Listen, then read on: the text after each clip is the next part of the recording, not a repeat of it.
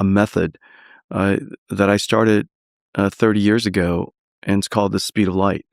The speed of light is not just about the speed. Speed of light is my shorthand for what's the limit of what physics can do. Mhm. And so everything that we do is compared against the speed of light.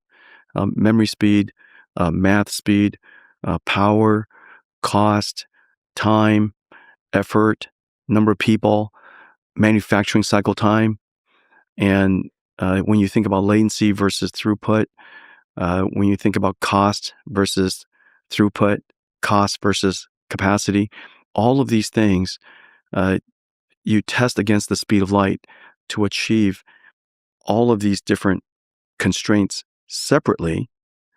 And then when you consider it together, you have to make compromises because a system that achieves extremely low latency versus a system that achieves very high throughput are architected fundamentally differently.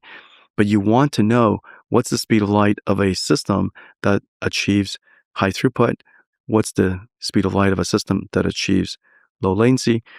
And then when you think about the total system, you could make trade-offs.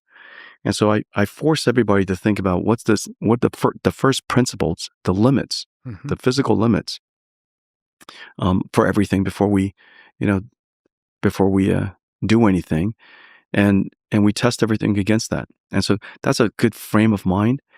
I don't love the other methods, which is continuous improvement. Mhm.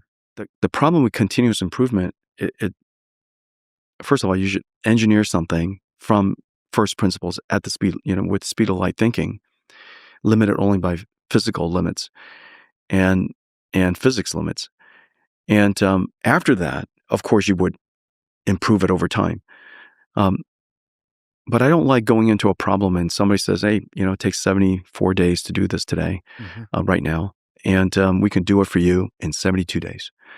Mhm. I'd rather strip it all back to zero Mhm. and say, first of all, explain to me why it's 74 days in the first place.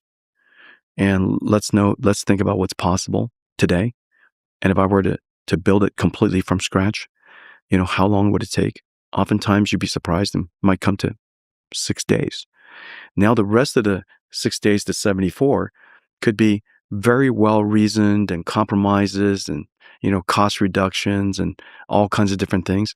But at least you know what they are.